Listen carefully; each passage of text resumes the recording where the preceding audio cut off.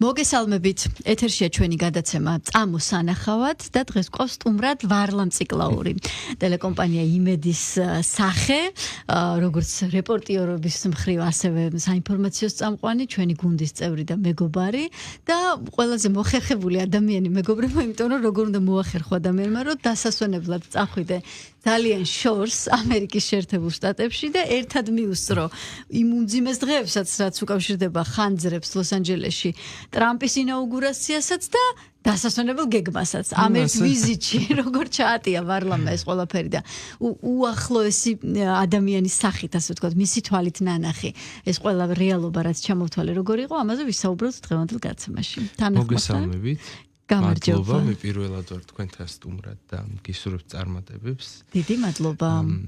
ხო, ესეთი უცნაური დასვენება გამოვიდა. დიდი ხნით ადრე გქონდა დაგეგმილი სექტემბერში.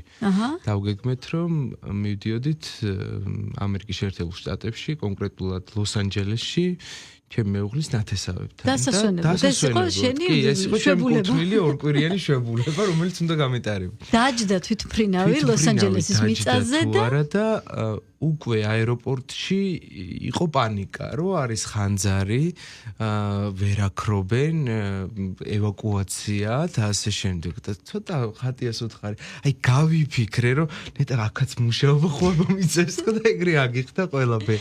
ანუ ერთი დავაზუსტო, აქედან რომ წახვედით თბილისიდან რომ გაფრინდით, არაფერი არ იცით ამის შესახებ. საერთოდ არაფერი არ ვიცით. აი რომ ჩავფრინდით უკვე ლოს-ანჯელესის აეროპორტში.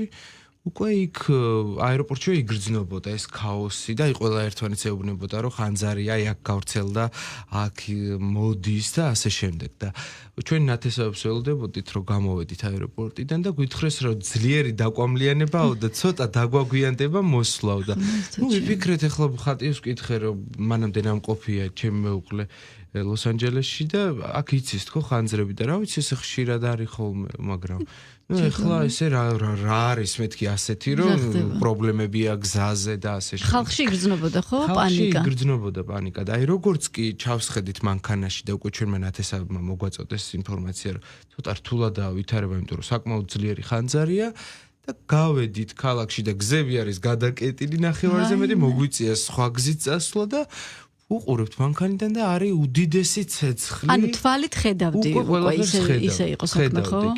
ერთი პირველი რაც ვიფიქრე იყო ის, რომ სავარაუდოდ მე აქაც მუშაობა მომიწევს. როდიდან გაიგო, რომ შენი ძვირფასი შვებულება პირდაპირ ჩარჩოში გადავიდა? მეორე დღიდან 8-ში, აი პირველ დღეს ანუ ჩავედი უკვე ჩავრთეთ ნიუსი და ეს ვიგებდით რა ხდებოდა.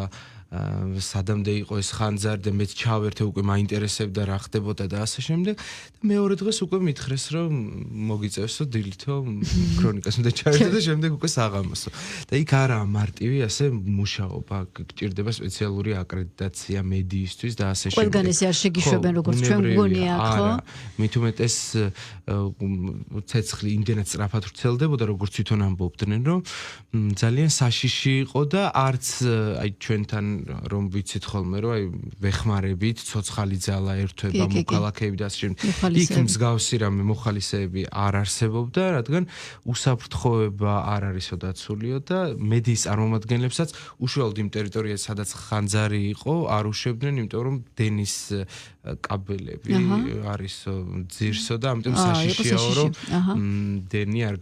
დენმა არ დაარტყას ადამიანსო და ევაკუაციაზეც მინდა მოგვიყვე რაღაც რამდენიმე დეტალი იმიტომ რომ ფილმებში თუ გვინახავს ასეთი რამ სადაც ირთვება საევაკუაციო სიგნალი ორგანიზებულად ხალხი გადაყავთ და აი ეს ყველაფერი გაცოცხლდა ჩვენს თვალწინ ხო აი იქნებ რაღაცა გაგვიზიარო ეს როგორი იყო ჩვენი ნათესავს როგორც კი ჩავედით მეორე დღეს არა და მესამე დღეს უკვე აი ჩვენ სახლსაც უახლოვდებოდა სადაც ცხოვრობდით იმიტომ რომ აივნიდან ჩანდა ეს ხანძარი თან ისეთი დიდი იყო და ისეთი მასშტაბური რომ გითხრა რომ მე უნდა ჩავალაგო ჩემოდანი და უნდა მქონდეს მზად და აი იცით როგორი ამბავია აი დასასვენებლად რომ მიდიხარ აი ასეთი ამბავია ხანძარი გემთხვევა და ასე შემდეგ გონია რომ აი მალე ჩაქრება მალე დასრულდება იმან ჩაალაგა და თქვენ არც გაგიხსნიათ მე მგონი ჩემოდებით უთხარით რომ ჩვენ რა უნდა წამოვკო გითხრეს რომ იქით წავიდეთო გვერდზე ქალაქში სადაც უსაფრთხოდ ვიქნებითო და თქვენცო მაინცო გქონდეთო მზადო ყველაფერი და ვიფიქრე მე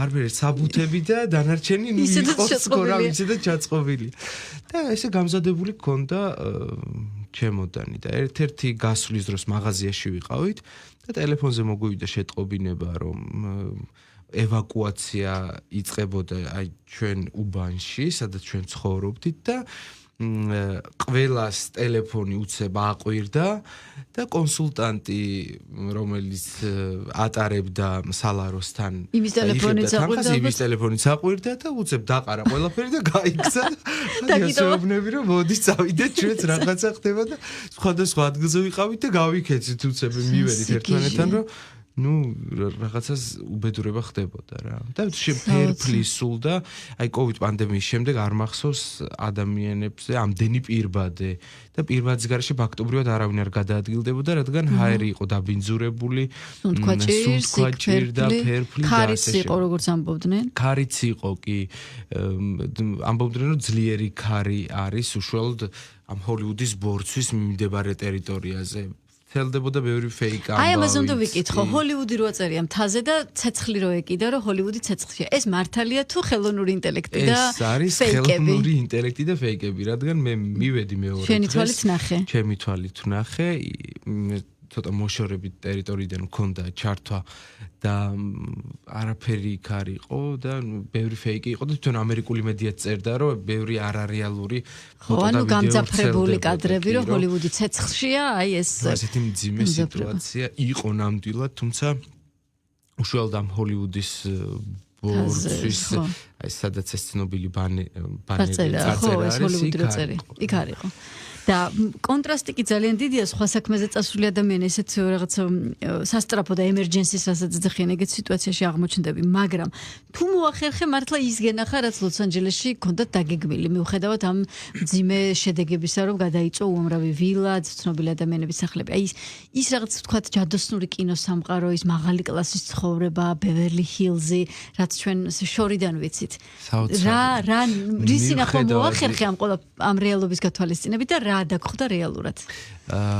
7-ში დაიწყო ეს ამბავი და 8-ში დილით ადრეავდექი და ხატიას ვთხოვე რომ წავიდეთ მეთქე ჰოლივუდის მიმდებარე ტერიტორია ვნახოთ თქო, მოვასწროთ თქო რომ ვიდრე რამე არ მომხდარიყო და ჰოლივუდი დავათვალიერეთ, არის საოცარი. მე ავიღეთ იქ არის ტურები, ვარსკვლავების სახლებს ნახულობ გარედან. და ამ უბნებში შედიხარ, ოღონდ მღია ავტობუსებია და აქედან გადმოსვლის უფლება არ გაქვს. ცოტა არარეალური არის ის ყველაფერი, რაც ჩვენი თვალით ვნახეთ. სად ცხოვრობენ სინამდვილეში, ხო? სინამდვილეში და რა რეალობაში ცხოვრობენ. საოცარი სანახავია. აი რაღაც ერთი დეტალი რო გაგვიზია, რომ რა ჩაქრჩა ყველაზე მეტად საბეჭდილებებში. ჯექსონის სახლი, ბევრი ცნობილი ვარსკვლავის სახლი შორიდან და მოლოდინი მქონდა რომ აი სულ იქნებ ვინმე ესეთ გამოვიდეს რომ დავინახოთ, აი რაღაც სოვის მოყარეობა მკლავდა. ბუნებრივია იქ არავინ არ გამოსულა, მაგრამ მაინც ძალიან საინტერესოა შორიდან ნახულობ. ეხა სახლი კიდე სახლია, ეს ჩვენსავით მეორე სართულზე ხო არ ცხოვრობს, ეს არის ალბათ უდიდესი ტერიტორია, ხო? ეს არის უდიდესი ტერიტორია, არის უზარმაზარი ვილები, უზარმაზარი ყავთ ძალიან დიდი დაცვა და ასე შემდეგ და ეს მძღოლი რომელიც ამ ავტობუსს მართავდა ერთ-ერთი ცნობილი ვარსკვლავის სახლთან სავარაუდო დაცვის სამსახურის წარმომადგენელი ასეირნებდა ძაღლს და ეკითხებოდა რომ ეს ძაღლი ვისია და ასე შემდეგ. უნდა რომ რაღაცა ეთქვა, მაგრამ არაფერი, მაგრამ საოცარი არის რა თვითონ ეს ლოს-ანჯელესი არის სითბოს, სიყვარულის, ღიმილის პოზიტივის ქალაქია რა და აქვს ის რაღაც ვარსკვლავური ელფერი, რაც შორიდან ჩანს. აქვს ვარსკვლავური ელფერი, არის ძალიან ლამაზი, ყველა ქუჩა არის განსაკუთრებული, განსხვავებული და რაღაცა გამორჩეული ბუნება აქვთ, მოწყობილი ისე და გამწვანება აქვთ ისეთი, რომ აი შესაშური მართლა შეიძლება რა, იმიტომ რომ ძალიან საინტერესოა ყველა უბანი, ყველა ქუჩა, როგორ აქვს სახლები მოწყობილი, სახლის მიმდებარე ტერიტორიებზე გაზონი როგორ აქვს, როგორ უვლიან და ასე შემდეგ. მიუხედავად იმისა, რომ ხანძარი იყო და ბევრი რაღაცის ნახვა ვერ მოვასწარით, რაღაცები რაც შევძელით მაინც ნახეთ მაგალითად ვიყავით Universal-ში კინოსტუდია ხო? კინოსტუდია და ეს იყო აი მართლა საოცრება რა. აი ეს ალბათ ცალკე ქალაქია ეს ცალკე ქალაქი, სადაც თუ კი რამე ფილმი გვაქვს ნანახი, ყველაფრის სტუდია არის იქ მოწყობილი. მაგალითად გითხრეს რომ აი ეს არის ნიუ-იორკის ცათამბრჯენები აქვს გაკეთებული და გითხრეს რომ აი თუ კი ნიუ-იორკზე რამე ვიღებთ კადრს და Universal-ი იღებს ამ ფილმს, ან იცოდეთ რომ აი აქ არის გადაღებული და არა ნამდვილ ნიუ-იორკში მაგალითად ხო და ბევრი საინტერესო საათნახევრიანი ტურია უშუალოდ ამ კინოსტუდია რო დაათვალიერო და არის საინტერესო დეტალია ვთქვათ რჩევის მხრივ რო უთხრათ მსმენელს აი თუ არის ლოს-ანჯელესში შეუძლია ესე იგი ტურისტული მარშრუტი აიღოს რაღაც ფასი ღირს ალბათ ეს და დაათვალიეროს ხო კი $100 ღირს Universal-ში შესვლა თვითონ და აქ შედის ყველაფერი როგორც კინოსტუდიის ნახვა ასევე შეგიძლია ატრაქციონებით ისარგებლო მულტფილმის გმირები აი მთელი ბავშვობა დიდობა ყველაფერი ცოცხლდება იქ რო შედიხარ და ყველაფერი გავიწყდება. ვახ, რა გაიგე. ბავშვიც ხარ, საშუალო ასაკისაც ხარ, დიდიც ხარ და ასე შემდეგ. საოცარი სანახავია აბსოლუტურად ყველაფერი. ეს ერთი ნაწილია. ახლა აქედან გადავაბიჯოთ და გადმოვიდეთ შემდეგ ნაწილზე, რომელიც მე პირადად შენს Instagram-ის გვერდზე ვნახე და თავიდან ვერ მივხვდი რა იყო კადრში, როდესაც უზარმაზარი ველური სამყარო იყო გაცოცხლებული და გეწერა ერთი სიტყვა სფერო. რა არის სფერო? სად არის და რა საჩვენებს თავის დამთვალიერებელს? ეს სფერო არის ლას-ვეგასში, საკმაოდ პოპულარული არის ახალი გახსნილია და ყავს ძალიან ბევრი მნახველი. ანუ დახურული სივრცე თუ ღია? სრულად დახურული სივრცე, აი წარმოიდგინე მარიკა როგორც ბურთი და აი ამ ბურთში შედიხარ. და არის უამრავი ეკრანი, აი ძალიან ბევრი. შედიხარ ჯერ და გვხდება რამდენიმე რობოტი, რომელსაც ესაუბრები და გცემს პასუხს. ცოტა შემეშინდა და მე ვერ გავბედე შეკითხვა და ამისა. ცოტა შიშის განცდა დამეუფლა, იმიტომ რომ იმდენად რეალობასთან ახლოს არის ეს რობოტები. ანუ რობოტია თუ რობოტი ადამიანის გარეგნობით? ადამიანის გარეგნობით არის რობოტი, რომელიც გესაუბრება და აი სახის კუნთებსაც კი ამოძრავებს, რომ საუბრობს, თვალებს და ასე შემდეგ და აი ვიდექი მხოლოდ და ვუყურებდი და ვისმენდი და გცემს ყველაფერზე პასუხს და რით გემსახუროთ რა გაინტერესებს ესეც შეკითხვები ხო ალბათ შეგეძლო მაგალითად საქართველოზე დაგესვა შეკითხვა და გაგცემდა პასუხს და ასე შემდეგ სულ ნახეთ 3 ასეთი რობოტი და შემდეგ უკვე გადავინაცვლეთ მთავარ დარბაზში სადაც იწყება მოქმედება უზარმაზარი დარბაზია ზუსტად არ ვიცი რამდენი ადამიანი ეტევა მაგრამ აი ძალიან ბევრი ფაქტობრივად ივსება მთლიანად და არის ერთი დიდი ეკრანი და იქ იწყება აი სამყაროს დაბადებიდან ბოლომდე ადამიანის დაბადებიდან ეს განვლილი ცხოვრება ბუნების დაბადება აი აბსოლუტურად ცივილიზაციების ცვლილება ეს ყველაფერი ცოცხლდება შენს თვალწინ და რანაირად ახდენს ამ ზემოქმედებას ან მასშტაბი ეკრანის თუ რა მუშაობს მთლიანად არის ეკრანი ჭერიც ეკრანია. აი აბსოლუტურად არის ეკრანი. იკარგები ამ სანახაობაში ხო? ვერ ხვდები აი სათხარ იქ ცხოველები მოდიან და აი თითქოს აი აქ არის არა 3D-ს მეტი ალბათ. უფრო მეტია რა, იმიტომ რომ ასეთი შეგრძნება არ ვიცი მე არასდროს არ მქონია. საოცარი სანახავია და თუ ვინმე მოხდება ლას-ვეგასში. ესე იგი ლას-ვეგასის კიდევ ერთი. აუცილებლად უნდა წავიდეს და ლას-ვეგასი კიდეც ცალკე სანახაობაა, რადგან ეს არის ქალაქი, რომელსაც არასდროს არ ძინავს. სიგიჟე ხო? ეს არის სრული სიგიჟე, წარმოუდგენელი ამბები ხდება, არის ძალიან ლამაზი, არის ძალიან ბრჭყვიალა, განათებული. ანათებს ყველაფერი ალბათ ხო? აი საოცარი სანახავია და თუ ლას-ვეგასში მოხდებიან, აუცილებლად ეს სფერო უნდა ნახონ და უნდა შეიგრძნონ ეს სანახაობა და მე კადრებს ვაკვირდებოდი, აი როგორ აქვთ გადაღებული რანაირად მოახერხეს ამ ყველაფრის გაკეთება იდეა საიდან მოუვიდა და 10,000-ობით ადამიანი მიდის სანახავად და ყოველდღიურად რამდენიმეჯერ შეგიძლია ტარდება სეანსები და შეგიძლია შეხვდეთ. ანუ ეს არის სეანსები მთელი დღის განმავლობაში ტრიალებს ეს ვიდეო. ტრიალებს და შეგიძლია ნახო რა და საოცარი სანახავია. სანამ გადავფრინდებით ვაშინგტონში და ტრამპს მივახლოვდებით მანამდე უმძღოლოდ აქსებზეც გითხარი რამე. ისიც მე ძალიან მეშინია.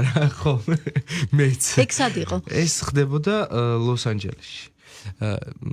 ცარიელი მანქანა მოდის? ცარიელი მანქანა მოდის. პირდაპირ მითხარი. აი, ცარიელი მანქანა მოდის, მხოლოდ საჭე მოძრაობს. ხელები არ არის. ხელები არ არის და უკან ადამიანების ხედა და მგზავრები და პირველად რომ დავინახე, ვაიმე რა არის ხო ეს ვიკითხე და ესო ტაქსი არისო, რომელიც გემსახურებაო, რა საერთოდ არ ჭირდება. აი ხე უსაფრთხოა მარტის რეალურად რო გითხრეს სტატისტიკური მონაცემებით დადგენილია რომ ეს უფრო უსაფრთხოა ვიდრე ავტომობილი რომელსაც მძღოლი მართავს.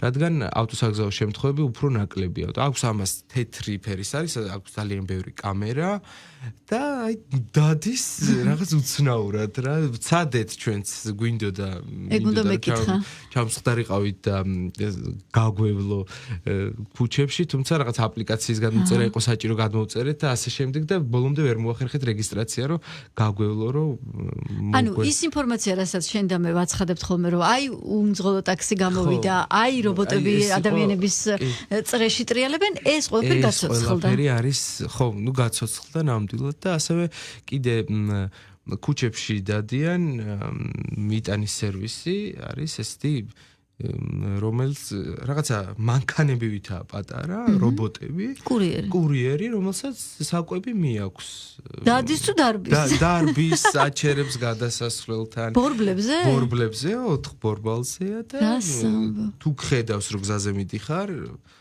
გაჩერდება დაგითმობს გზას გაგატარებს და ისევ ესე მირბის და ისეთი უცნაური სანახავია რომ აი ცოტა წარმოუდგენელია. აი ცოტა შემაშფოთებელია თუ ესეთია რომ მოგინდება ამ ყველაფერს გაიზიარო. ჩემთვის აი რაღაც შიშის მომგვრელია ცოტა.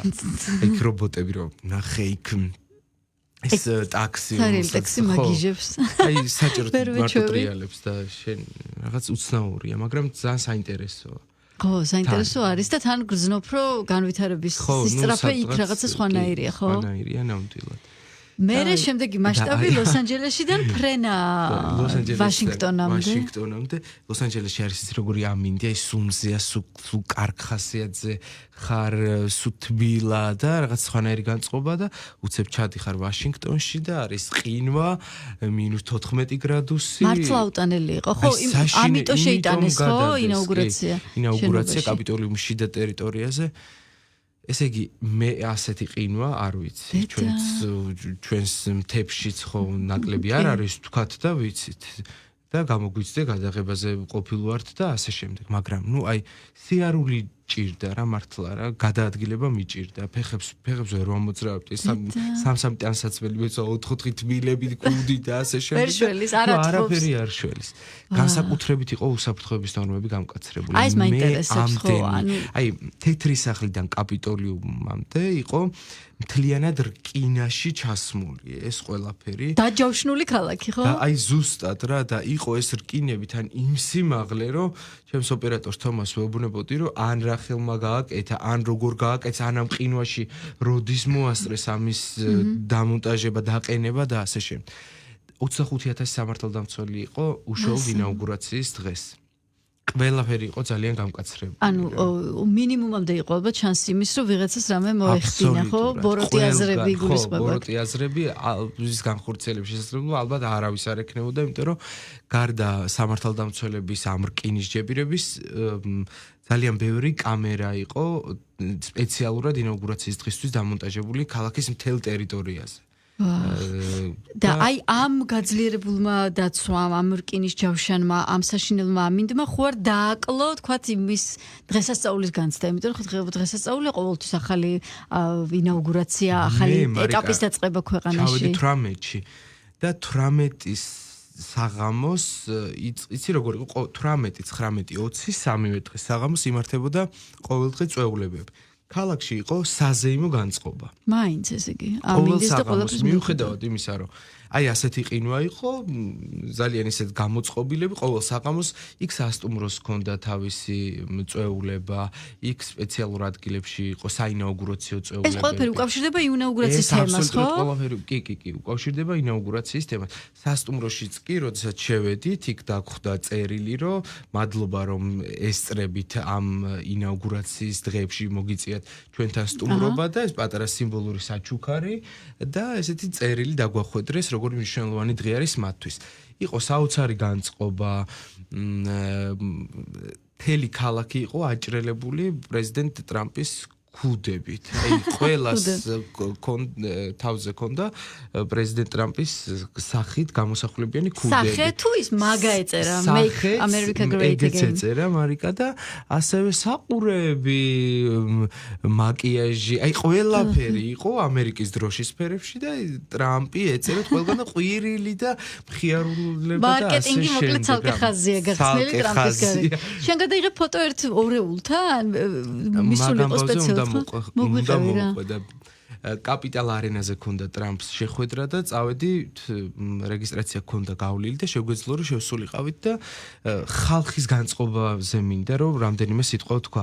იცი როგორი განწყობით იყვნენ ერთმანეთთან, აი ძალიან ბედნიერები, გახარებულები, მხიარულად ერთი სული ქონდათ როდის შევიდა, მიუხედავად იმისა რომ 4-5 საათი 90 წლის ადამიანები იდგნენ უდიდეს რიგში ამ ყინვაში.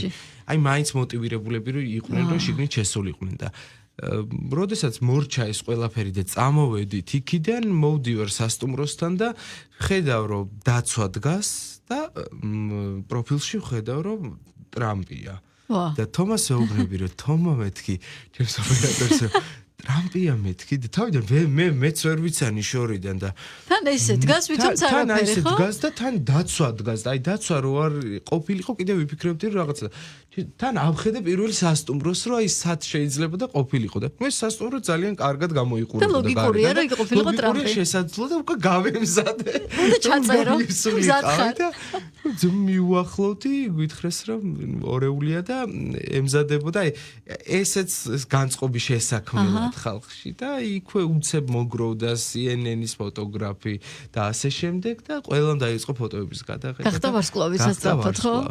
შევესწარი იმ კადრს, როდესაც ბაიდენებმა დატოვეს უკვე კაპიტოლიუმიდან გაფრინდნენ, აი ეს ვერტმფრენით, როდესაც მიფრინავენ და მაგ დროს მე ვიდექი თეთრ სახლთან და შევესწარი იმ კადრს, როგორ ემშვიდობებოდნენ. მიუხედავად იმისა, რომ ტრამპის მომხრეები იყვნენ, ძალიან წყნარად მშვიდად და ბედნიერებას გისურვებთ, კარგად იყავით და დემოკრატიის მაგალითი ეგ არის. საოცარი სანახავი იყო.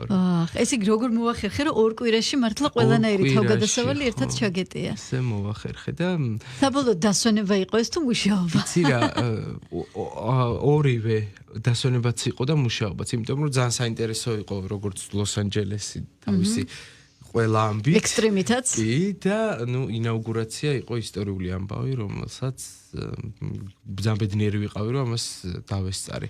და მართალია ძალიან ახლოს ვერ ვნახეთ გარკვეული მიზეზების გამო. და იქ ძალიან ბევრი ადამიანს ჰქონდა ბილეთები შეძენილი და გული ამაზე წყდებოდათ რომ აი კაპიტოლიუმის მიმდებარე ტერიტორიაზე ჰქონდა ბილეთები შეძენილი და აი ვერ უშუალოდ უნდათ რომ ახლოს ენახათ ინაუგურაცია, თუმცა იყო ისეთი ყინვა და ზუსტად 20-შიც იყო საშინელი ყინვა, გზები იყო საშინლად გაყინული, სიარული ჭირდა და ერთადერთი გული ამაზე წყდებოდა და ალბათ გული მეც ამაზე დამწყდა რომ აი უშუალოდ ახლოს ვერ ვნახე ხო თორ დანარჩენი იყო ყველაფერი ძალიან ესე იგი მელანიას ქუდის გარდა ყველაფერი ნახე მე მგონი ამერიკის ქუდის გარდა ყველაფერი ვნახე შეჯამებისკენ რომ წავიდეთ გითხარი ესეთი რამ ადამიანები ახლა შეიძლება ესეთ ინაუგურაციას ვერ დაამთხიოს ვერავინ წასვლას მაგრამ ვინც ლოს-ანჯელესში თუ ვაშინგტონში თუ ლას-ვეგასში აპირებს სამოგზაუროდ წასვლას აი ყველაზე მეტად რა ჩაგრჩა გულში ყველაზე შთამბეჭდავი რას ურჩევდი რა ნახონ სფერო უნდა ნახონ აუცილებლად. ლას-ვეგასში სფერო. ლას-ვეგასში უნდა ნახონ სფერო. $100 შესვლაღის სფეროში შესვლაც და ამ ყველაფრის ნახვა. უნივერსალი უნდა ნახონ აუცილებლად და ეს კინოსტუდიები, ხო, ესეც $100.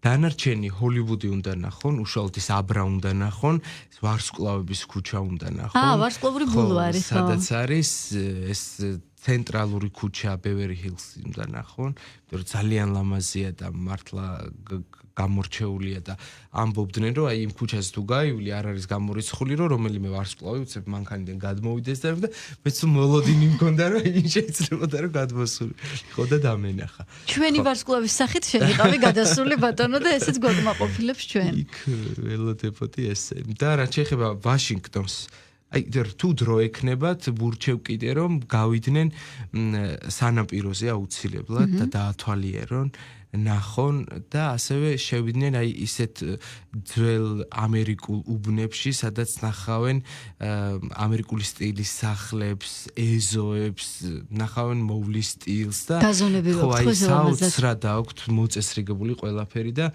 რაღაც უცხოა ჩემთვის უცხო იყო და დარწმუნებული ვინც წავა მისთვისაც უცხო იქნება და ძალიან საინტერესოა. და ყველაფერი მართლა ისეთია, რაც ამერიკულ კინოში გვინახავს. ყველაფერი მართლა ისეთია. ბავშვობიდან რაზეც გავიზარდეთ. კი, რაღაც საოცარია რა.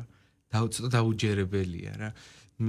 ხომ რაღაც ისეთია განსხვავებული და ბედნიერი დღეები იყო მიუხედავად იმისა, რომ საკმაოდ რთული სიტუაცია იყო ქვეყანაში და ქალაქში. გეტყობა სხვათა შორის რომ შთაბეჭდილების ქვეშ ხარ და ძალიან მიხარია რომ მე და ჩვენს მსმენელს გაგვიზიარა ეს ყველაფერი. ვარლამ ციკლაური იყო ჩვენი სტუმარი ამერიკული შთაბეჭდილებების ლოს-ანჯელესიდან ვაშინგტონამდე ამინდებისა და ხასიათების ცვალებადობით. დიდი მადლობა. წარმატებები და კიდევ ბევრი მოგზაურობა. ჩვენი გადაცემა ამით დასრულებულია. ამ გადაცემის განმეორებას მოისმენთ 4-შაბათ საღამოს, ხოლო მომდევნო კვირას შეგეხმიანებით ისევ ახალი სტუმრით და ახალი სამოგზაურო მარშრუტით. მადლობა ნახვამდის.